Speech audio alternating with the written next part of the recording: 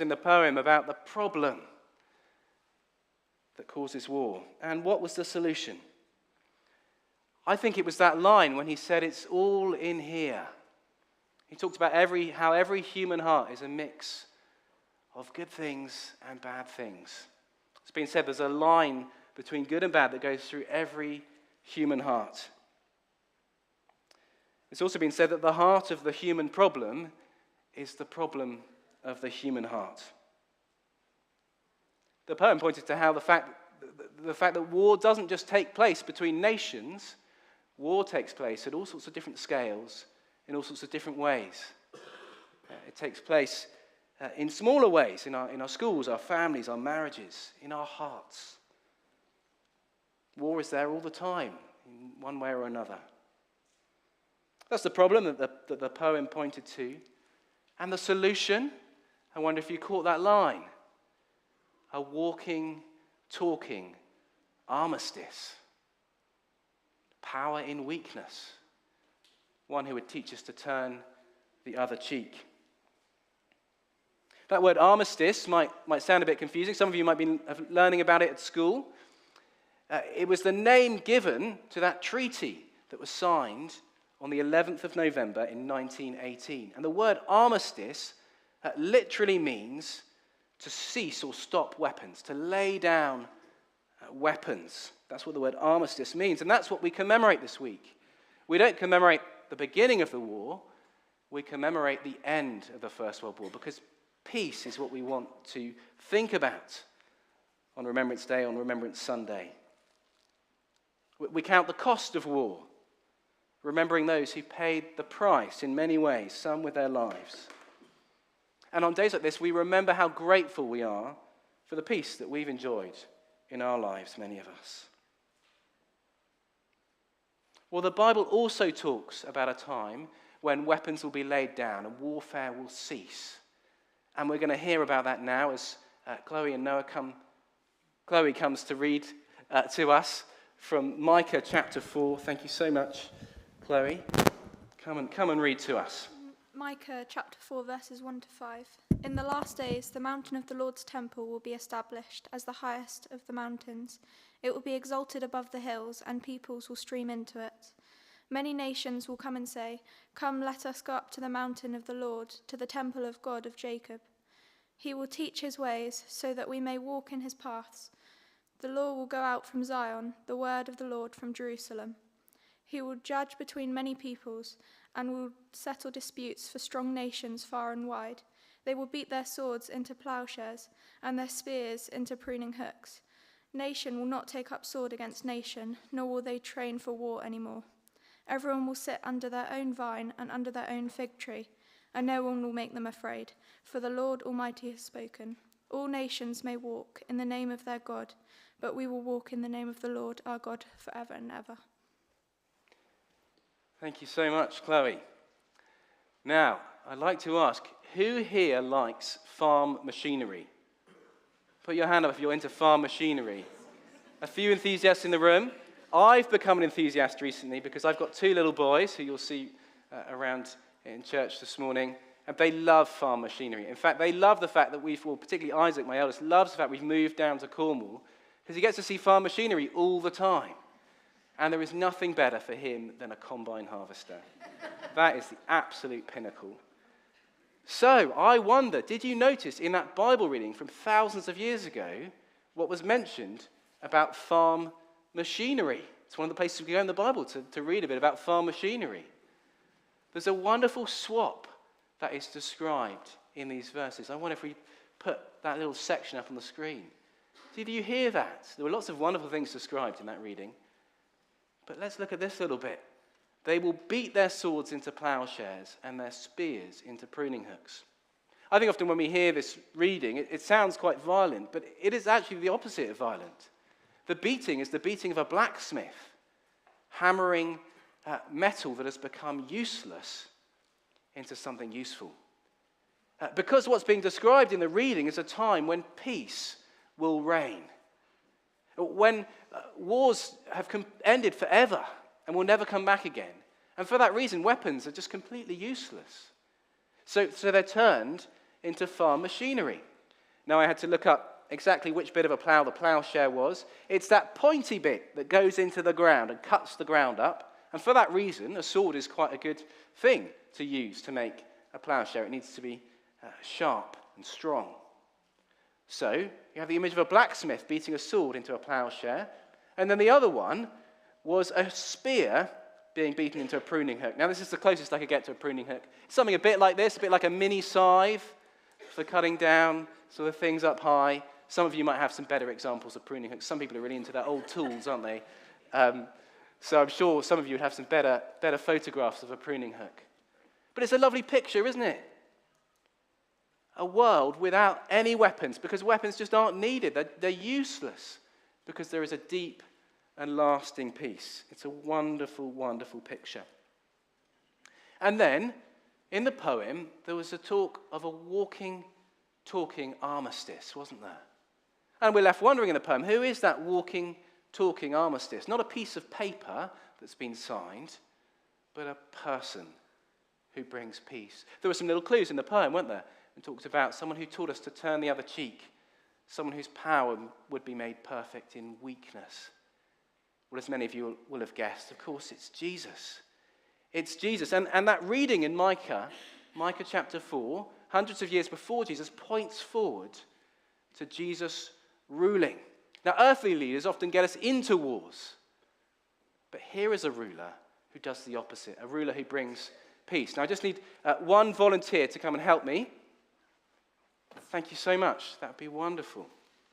Could you hold this crown? Okay? So in a second, I'm going to ask you to run in with this crown to the center of the stage. Is that okay? But just in a second. Okay. Are you ready? So here we are. This is my very shoddily made visual aid. So here we go. Here is war. Here is the sword that's spoken of and the spear, and I've put in an explosion and a shield. Ugly, destructive war. Okay, and in comes Jesus, the King. And we have farm machinery instead. Look at that. I'm not sure it deserves a clap, but you're very kind. Look, we've got some lovely growing things here, a vine and some wheat being grown. And that is what we celebrate as we listen to that reading. And we're going to celebrate it in just a moment as we sing Crown Him with Many Crowns. And you will notice would have noticed in the video, it ended with one of the verses of the hymn. From pole to pole, let warfare cease. It's a wonderful promise as we look ahead to the time when Jesus' rule will be seen by everyone and will bring lasting peace. But for the moment, as we live in the here and now, Jesus' rule can bring peace in our hearts, peace with one another, peace with God. There are some little booklets you can take away. They explain a bit more about what Christians claim about that peace. And please do come back at Christmas when we'll celebrate Jesus as the Prince of Peace. But we need to get outside very soon, so thank you so much. Please do go and pop the crown over there and go and sit down. We, in this hymn, are going to come and pick up the flags again, and if the wreath bearers could come and get their wreaths, we'll kind of fold out of the church from front to back, if that's okay, and we'll go and assemble near the War Memorial. So can I invite you to stand and join in singing, Crown Him with Many Crowns.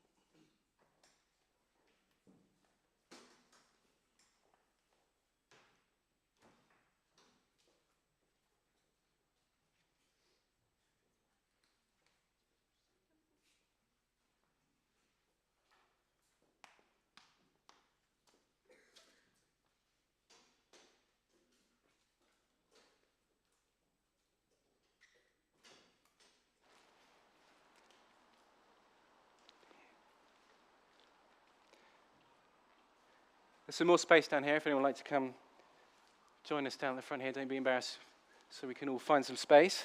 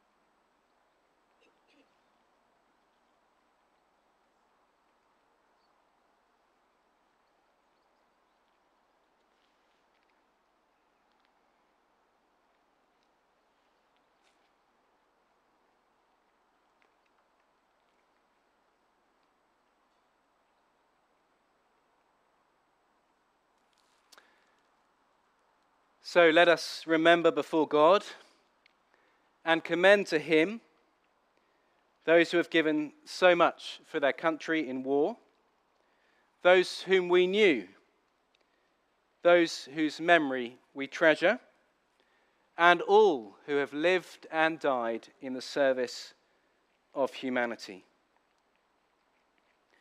They shall not grow old, as we that are left grow old. Age shall not weary them, nor the years condemn.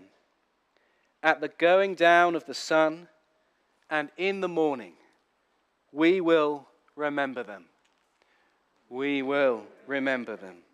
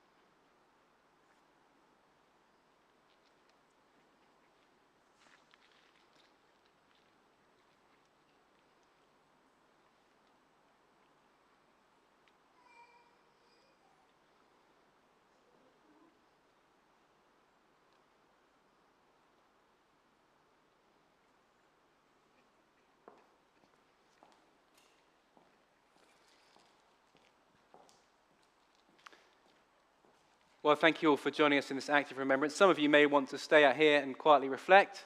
Each of our lives has been touched in different ways by warfare and conflict. And then when you're ready, please do come into the church and share tea and coffee with us. Thank you.